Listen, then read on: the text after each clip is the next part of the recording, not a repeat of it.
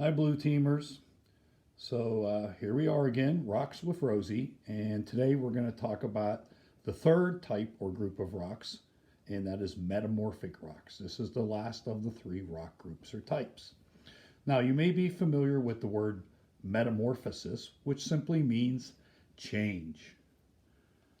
Frogs, change from tadpoles and then eventually become frogs. The caterpillar that becomes the butterfly, all that is a form of metamorphosis. Well, rocks do that as well. Now, what can change a rock? It's obviously not going to be a simple task. So, I want you to think for a minute, what kinds of conditions would be enough force and so on, or provide the right conditions to change a rock? So we'll do this Dora style again, and I want you to think. If you said heat and or pressure, you are correct. So as we go down in the earth, the temperatures increase, the pressure increases, and that's going to move around those mineral crystals that make up the rock, and that's going to change them. Any rock can change into another rock. It could be an igneous rock to a metamorphic rock. It could be a sedimentary rock to a metamorphic rock. It could be a metamorphic rock changing to another metamorphic rock.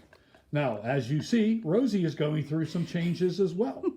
She's going through her own little metamorphosis. Now, obviously, it doesn't take heat and pressure. It just takes a dog to keep her head still. But anyhow, it's heat and pressure most of the time that changes a rock. Now, we will classify metamorphic rocks like we did igneous and sedimentary.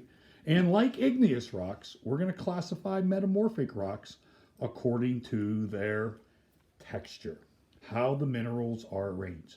Sedimentary was the only rock type that really were not classified according to texture. That was by how or what they formed from.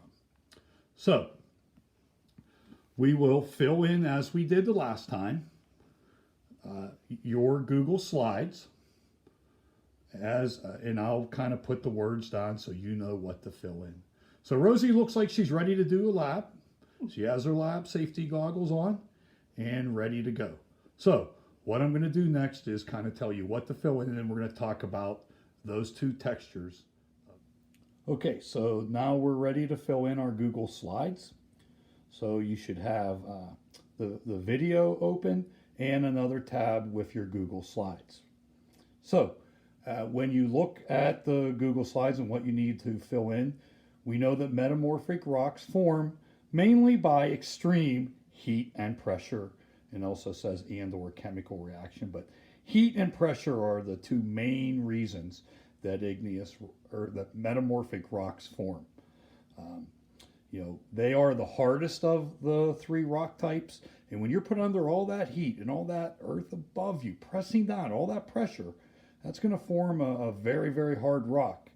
And we'll talk a little bit about how that makes them useful to us. So first of all, fill in heat and pressure. And then next, what you see on the Google slide is that they are further classified. And that is by, like igneous rocks, metamorphic rocks are further classified by their texture, how their minerals are arranged. And we're going to look at those two types of texture. So for letter A, put in the word texture.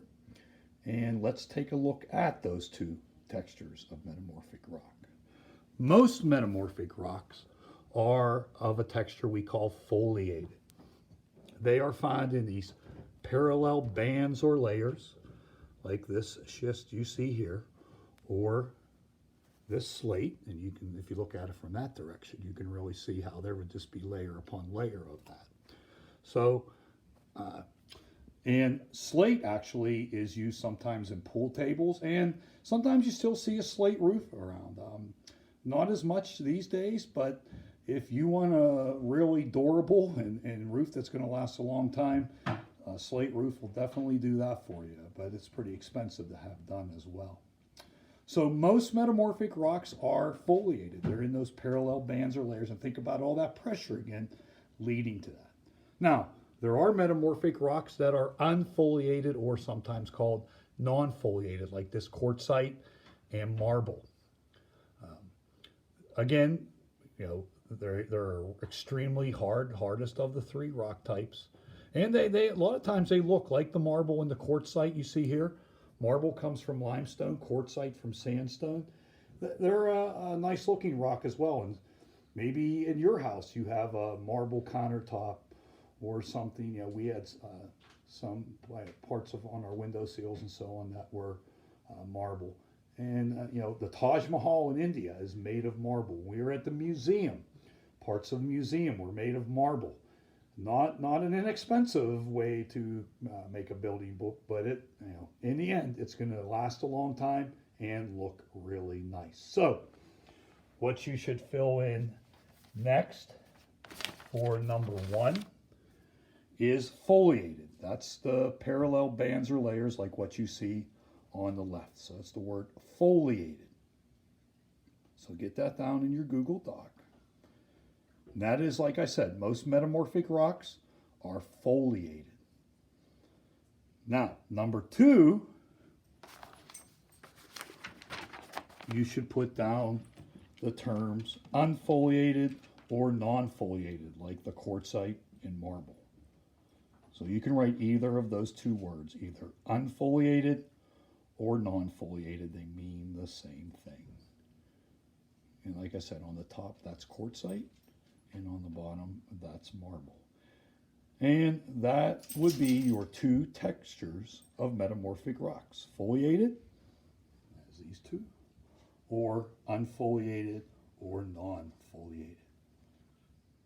Now, lastly, I just wanted to show you some examples of metamorphic rocks and the rocks they come from. The rocks they come from are called the parent rock, and then the rock that forms from them is called the daughter rock. Sorry, boys, they went with the word daughter, not son. So at the top you see basalt, and that can become schist. Granite can become gneiss. It's not gneiss, it's gneiss. Shale can become slate, and you can see there's kind of a resemblance there as well. Limestone to marble, and sandstone to quartzite. So sometimes with these metamorphic rocks, they kind of, the daughter rocks look like the parent rocks, but not always. Now, that's our end of metamorphic rocks. And as you can see, Rosie has decided to lay down. Get it? Anyhow, and this is our last of the 3 rock types. We have one little thing to talk about later, and we are done with our rock and mineral unit. So I hope everybody's doing well as always, and you have filled in your Google Slides, and I'll be talking to you guys again soon.